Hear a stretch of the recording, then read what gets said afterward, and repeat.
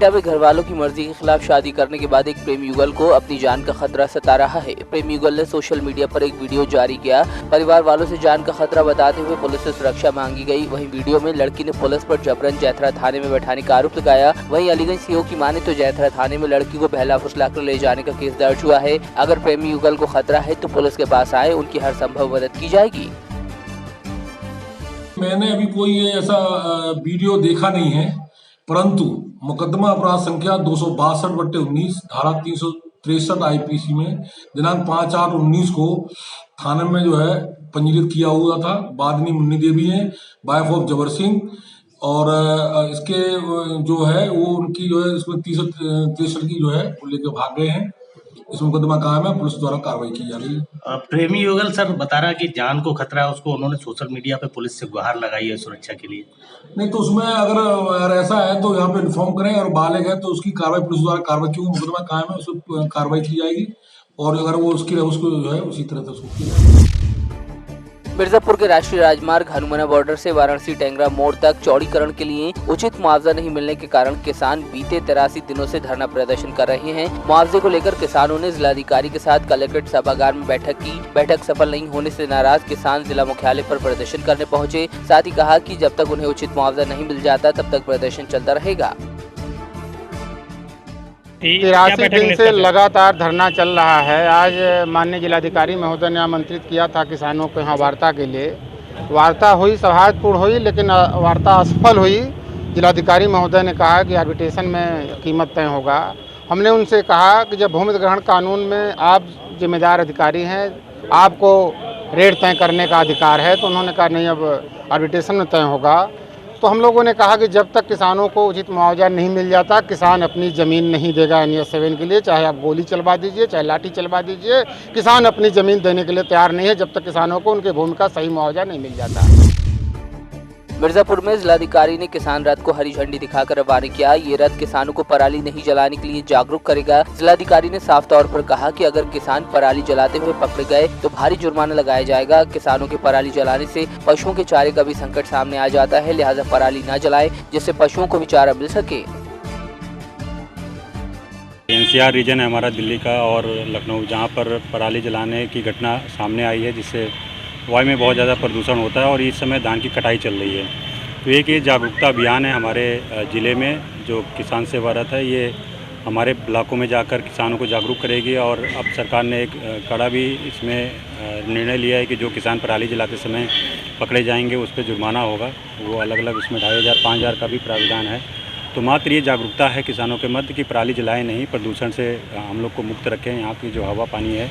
दूसरा ये कि पराली जो है हमारे जितने भी जानवर हैं, उनको जो गाय हम लोग पालते हैं, गोवंश है, उस पर उनके चारे का भी काम करती है। और इस तरह से एक जागरूक अभियान है जो हमारे ज़िले में 3 दिन तक रहेगी। और इसके सफलता अगर यदि हमें मिलती है तो हम इसको और भी शासन से इसकी अनुमति लेके अन्य ब्लॉकों और सभी ब्लॉकों को इसको पकड़।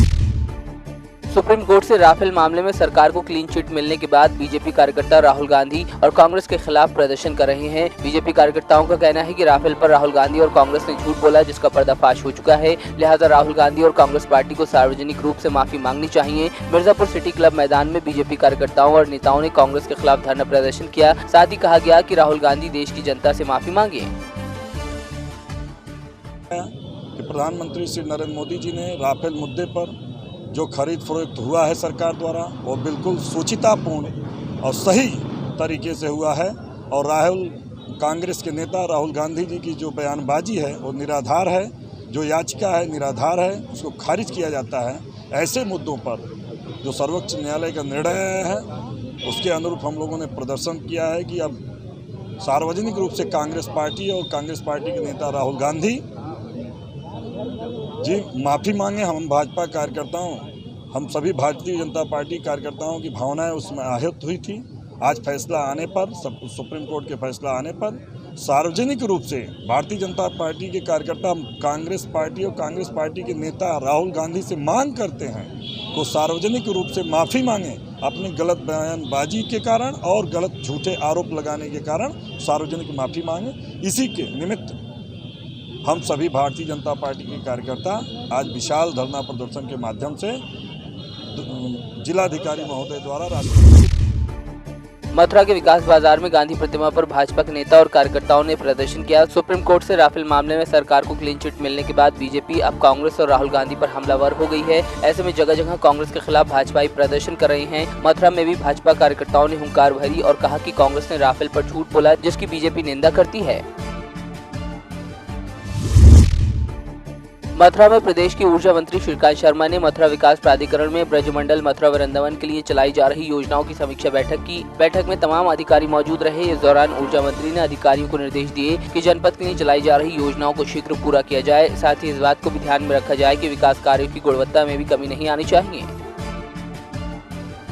देखिए, मथुरा वृंदावन व्रज 84 कोस का चौमुखी विकास हमारी प्रदेश सरकार की प्राथमिकता में है। माननीय मुख्यमंत्री जी का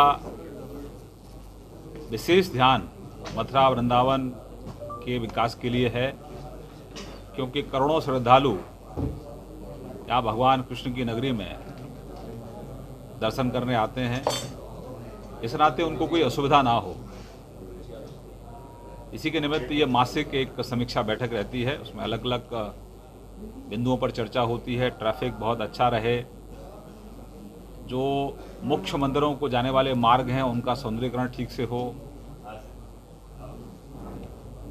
सड़कों पर यातायात में असुविधा होती है क्योंकि सड़कों के ऊपर इंक्रोचमेंट है, वो ठीक हो। लेकिन जो गरीब आदमी है, जो अपनी रोजी रोटी कमाता है, उसको कोई असुविधा ना हो, ये भी हम लोग सुनिश्चित करते हैं। और जो डेवलपमेंट के काम चल रहे हैं उनमें क्वालिटी का काम हो, उनका निरीक्षण परीक्षण लगातार होता रहे। मुख्यमंत्री के ये दिशा निर्देश हैं कि सभी कप्तान और सभी जिलाधिकारी जो भी वर्तमान में प्रोजेक्ट चल रहे हैं उनका निरीक्षण भी करें और वहाँ की गुणवत्ता में अगर कहीं कोई खामी है, कमी है, तो तत्काल प्रभाव से जो लोग दोषी हैं उनके खिलाफ कार्रवाई की अनुशंसा भी। मुरादाबाद में नेशनल हाईवे 24 स्थित मुंडा पांडे के नजदीक बेकाबू टाटा मैजिक खड़े ट्रक में जा घुसी। हादसे में कई यात्री बुरी तरह घायल हो गए, जबकि एक की मौके पर ही मौत हो गई। घायल यात्रियों को पुलिस ने मुंडा पांडे स्वास्थ्य केंद्र में भर्ती कराया। करीब 1 दर्जन से ज्यादा यात्री घायल हो गए थे, जिनमें से एक युवक ने उपचार के दौरान दम तोड़ दिया।